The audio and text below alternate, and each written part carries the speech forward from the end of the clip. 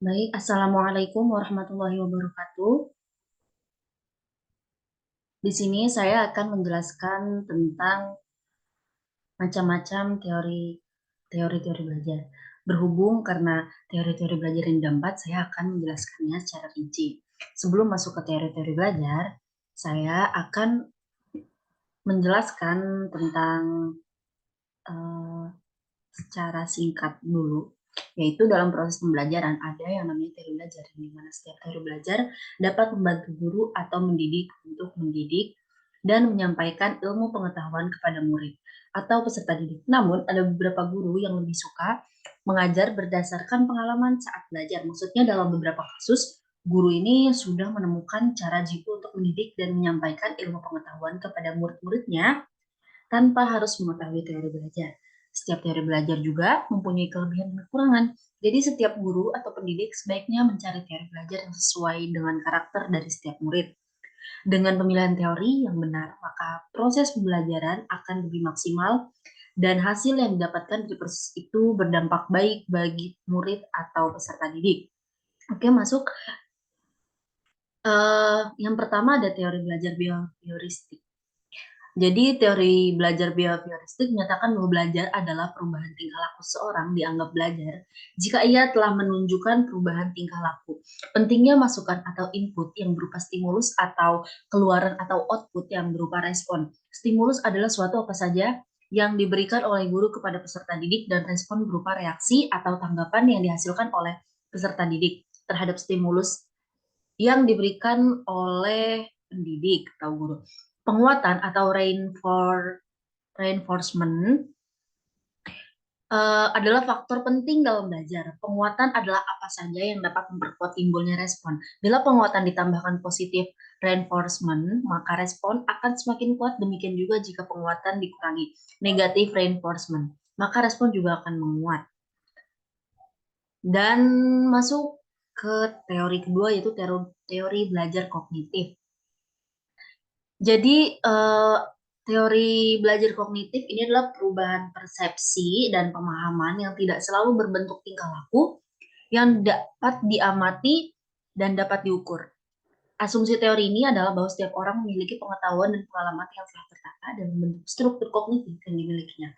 Proses belajar akan berjalan dengan baik jika materi pelajaran atau informasi baru beradaptasi dengan struktur. Dan kognitif ini yang telah dimiliki seorang, menurut teori kognitif sendiri, ilmu pengetahuan yang dibangun dalam diri seseorang melalui proses interaksi yang berkesinambungan dengan lingkungan. Proses ini tidak pernah terpatah-patah, terpisah-pisah, tapi melalui proses yang mengalir, bersambung, dan menyeluruh. Masuk ke teori belajar yang ketiga, yaitu teori belajar konstruktivistik atau konstruktivisme. Nah, ini adalah mengemukakan bahwa belajar merupakan usaha pemberian makna oleh peserta didik kepada pengalaman melalui asimilasi dan akomodasi yang menuju pada pembentukan struktur kognitifnya. Memungkinkan mengarah kepada tujuan tersebut. Oleh karena itu, pembelajaran diusahakan agar dapat memberikan kondisi terjadi proses pembentukan tersebut secara optimal pada diri peserta didik. Peserta didik diberikan kesempatan untuk mengembangkan ide-idenya secara luas. Dan sementara peranan guru di sini itu dalam belajar konstruktivisme adalah membantu agar proses pengkonstruksian pengetahuan oleh peserta didik berjalan lancar. Guru tidak mentransfer pengetahuan yang telah dimilikinya, melainkan membantu peserta didik untuk membentuk pengetahuan sendiri dan dituntut untuk lebih memahami jalan pikiran atau cara pandang peserta didik dalam melakukan belajar. Yang keempat, itu teori belajar humanistik. Jadi menurut teori humanistik, tujuan belajar adalah untuk memanusiakan manusia. Proses belajar dianggap berhasil jika siswa telah memahami lingkungan dan dirinya sendiri. Teori humanistik bersifat elastik.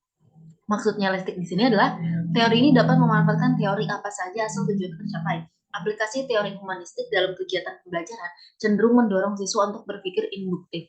Teori ini juga mementingkan faktor pengalaman dan keterlibatan siswa secara aktif dalam belajar. Semua komponen pendidik, termasuk tujuan pendidikan, diarahkan pada terbentuknya manusia yang ideal.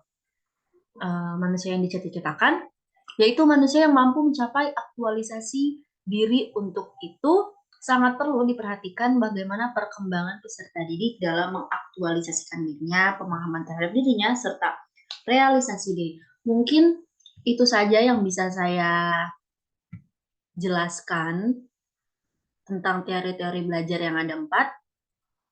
Semoga bermanfaat. Wassalamualaikum warahmatullahi wabarakatuh.